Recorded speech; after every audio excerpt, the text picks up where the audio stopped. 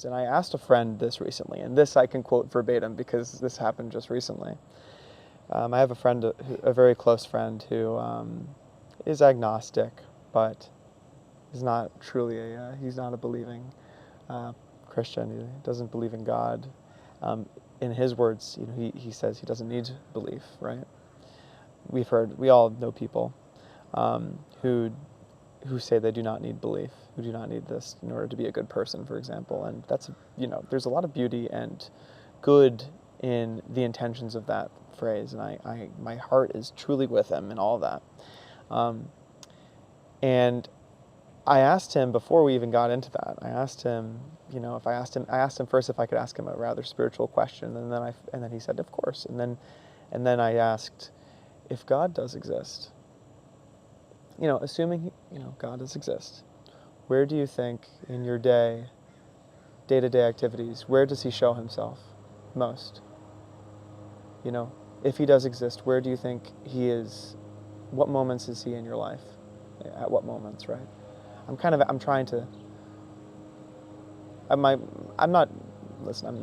not asking this for, to reach a certain end. I would love for everyone to have a behold moment like I have when it comes to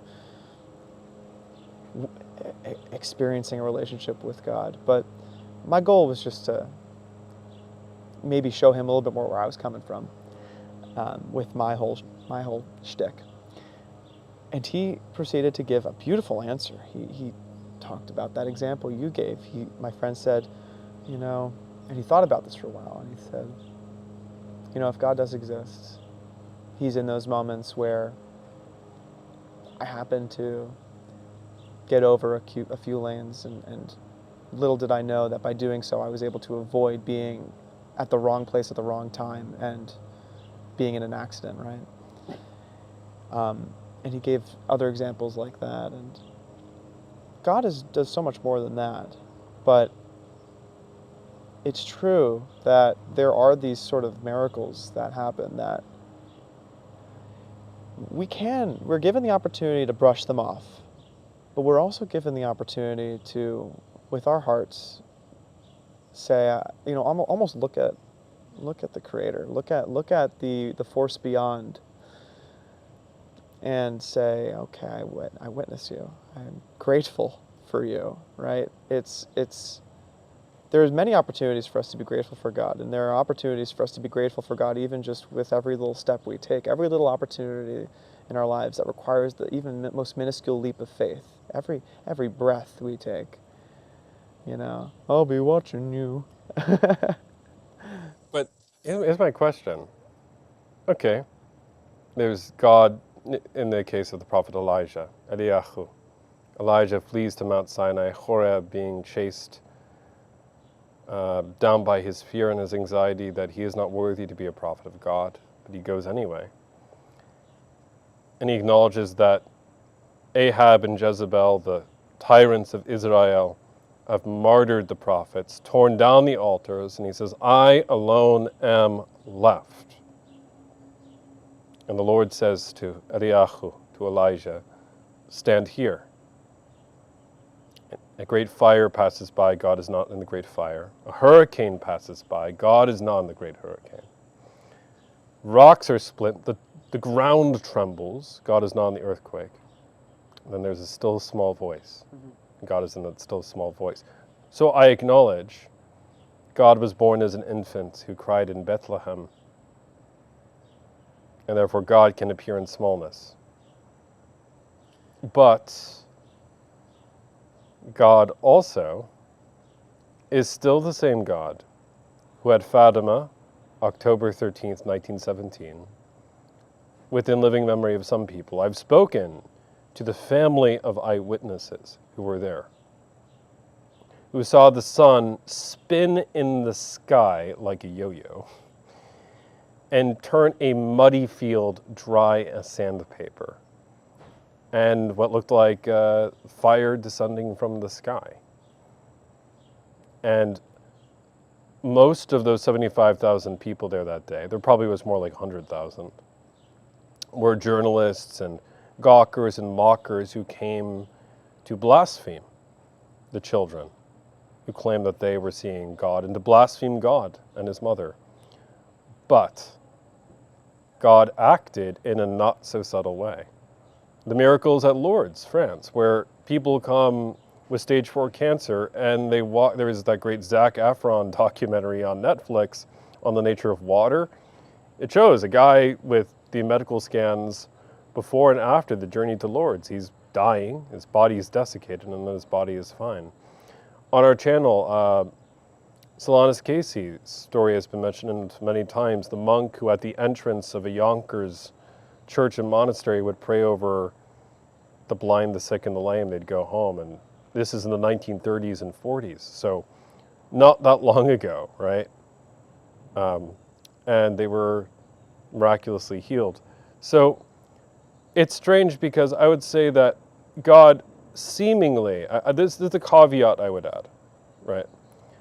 God seemingly, on a day-to-day basis, is subtle. We don't necessarily have a Charlton Heston voice and the sky parting over us every moment of the day. And this is going to be a rather controversial point.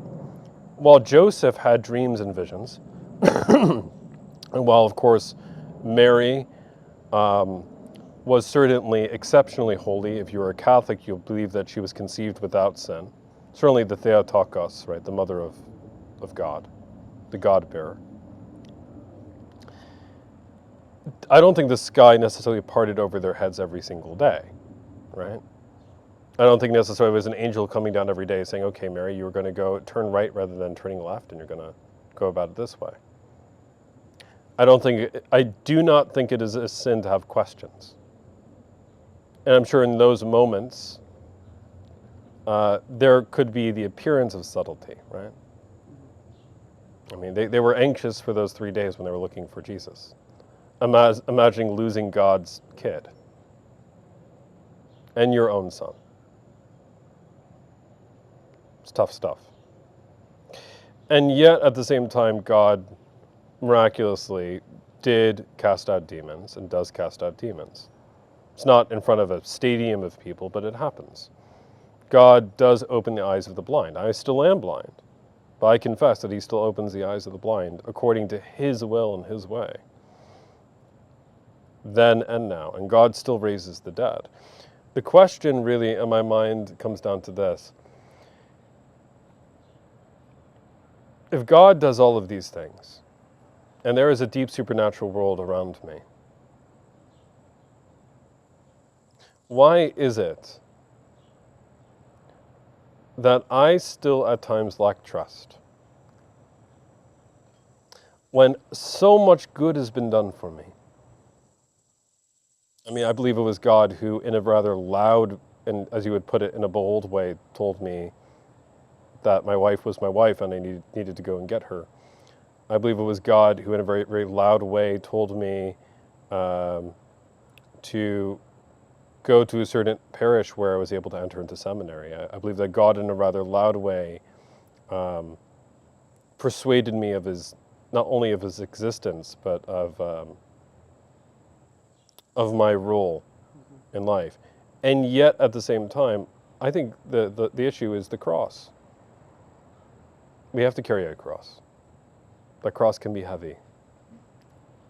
That cross can be painful. And I think we have a time in our life, and I am in no way, and I need to emphasize this, I am in no way suggesting that our Lord was expressing doubt here. Our Lord is God. God is incapable of doubt. But I do think our Lord, in a way, stepped into how heavy and burdensome that cross can be in our lives, participating in the cross in our lives when he carried that cross and fell 3 times, according to tradition, to Golgotha, and when he cried from the cross, Eli, Eli, lama sabachthani, my God, why have you abandoned me? Because I think in that moment, he is experiencing our own experience of saying, it is a lot. It is a lot. It is a lot. And I don't get, I'm saying this as me as John, the seminarian right now. I can say, God, I don't get this right now. I don't get all the details. But I trust that you have a plan anyway. And what Satan always does is he tries to have a shortcut around the cross. Dr. Peter Kraft from Boston College has this interesting suggestion. I kind of like it. When Satan offers Jesus all the kingdoms of the world, Satan isn't stupid, right?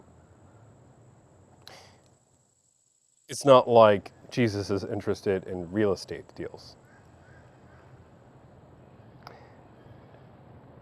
According to Dr. Peter Kraft, in one interview, if memory serves me, the idea is, okay, Jesus, I acknowledge that you are God and worship should be given only to you, but if you bow to me this once, hell is empty. If you bow to me this once, you don't have to go to the cross. If you bow to me this once, everybody gets to go to heaven. And I would argue that is our temptation on a daily basis. Make this one shortcut into venial or mortal sin, if you want to speak in traditionalist terms. Make this one instance of doing evil that good may come. And guess what? Everybody works out. I work out and you work out. And at the end of the day, the problem is with one shortcut, we take another and another and another until we become the very thing that we've been trying to fight against. And so the real nature of the actual demons that Padre Pio was fighting and the actual demons that Solanus Casey faced, that we individually face, according to the Bible, according to their witness, is not them making us do anything. We have free will as our first parents, Adam and Eve, had free will. But we are given a grace that is greater than our woundedness. St. Paul had a thorn in the flesh. We don't know what that thorn in the flesh was. Psychological, physical, emotional. Although I think it was spiritual, because he says, a messenger from Satan to buffet me, to vex me. So I think it was a literal ontological demon. I believe that. I believe that. Right? And he begs the Lord 3 times to take it from him. And what is God's response? My grace is sufficient, for my power is perfected in weakness. Do we believe that? As a church, do we believe that? As an individual, do I believe that? Thomas More once was making a point in the play A Man for All Seasons, which is based off of his life. It's not verbatim of what he actually said. And actually, it's unlikely the historical Thomas More said these words, but the great saint who resisted the divorce of Henry VIII and was beheaded for resisting. He says to one of the king's men and friends sent to him, "It is not sufficient that I believe it," referring to the faith, "but that I believe it. I hope I make myself sufficiently ambiguous." And they say, yeah, we don't know what you're saying. There is something important when you personally, individually, when I personally and individually accept what is true, and it becomes a part of us, a part of me, rather than saying the creed along with everybody else in the church, I believe in God, the Father, the Almighty, as if you are a robot automaton, instead of articulating in that moment when you recite the Holy Creed with the words, I believe, with conviction. And instead of saying in that moment, I believe in God, owning that for yourself, owning your baptismal covenant for you. receiving what God has done for you. This is why Jesus says on the night of the Last Supper, this is the blood of the new and eternal covenant, poured out for you and for many for the forgiveness of sins. Luther, on the Babylonian captivity of the church, one of these documents he writes in his battles with the Pope, makes it clear that it means that communion is, yes, it's collectively given for humanity, but it's given to you personally. So when he's on the cross, who is Jesus thinking of? He's not thinking only humanity collectively. He is, but not just collectively. He's thinking of you, Matthew. He's thinking of me, John. He's thinking of our friends. And you bet he's even thinking of the people who will deny him and reject him. He's thinking of Hitler. He's thinking of Mussolini. Right now, he's even thinking of Elon Musk. And of Joe Biden, of Kamala Harris. I mean, this video is going to get really dated, and the rest. He's thinking of all of them. Trump. He's thinking of all of them because we are all his children. What parent does not love their children and want them to be with them? God is love, but the way to love is through the cross. Satan can imitate many things. He cannot imitate humility, truly. Well, he can imitate humility, but he can't embody true humility. Yeah. Not true humility. And Satan cannot offer the cross. Once again, a man for all seasons, to play about Thomas More. How would you bribe a man? With money, sex, power, what? And More mishears the speaker and says, oh, bribe a man with suffering. Now, don't misunderstand me. It's not pseudo-masochism. We shouldn't, yay, pain. We're not Fade Ratha from, was it Dune Part 2? No. Suffering is horrible. We shouldn't want it. It's not likable. I mean, Jesus says, Father, let this cup pass from me. But instead, what I mean by the cross is uttered in the last part of the line. But not my will, but yours be done. But not my will, but yours be done. That's the crux. That's the key. Because when I stop thinking about me first, and I think of my neighbor as the person, not as an abstraction, but as the person, then I'm not like the Nachash, then I'm not like Lucifer, who said, I will be like God, I will ascend to the heights of the north, I will set my throne above the stars, I will be like God, I. And a lot of contemporary issues of justice lack redemption. And they lack redemption precisely because the wound begins in an eye and ends in an eye. And it doesn't conclude with, as Martin Luther King Jr. eloquently actualized by his life, it doesn't end with seeing all women, men, and all of creation walking in right relationship again. I do not want my earthly adversaries to be locked up in prison cells or executed. I want them to be filled with the Spirit of love, the Spirit of God. Because my true enemy is not my brother or my sister and can never be. My true adversary is my own woundedness and the author of that woundedness, who is not, I mean, we blame the sin on Adam, and that's understandable from Scripture, but there is one who led him into it, and he's called the so-called God, lowercase g, in the Bible, in Ephesians, of this world. So.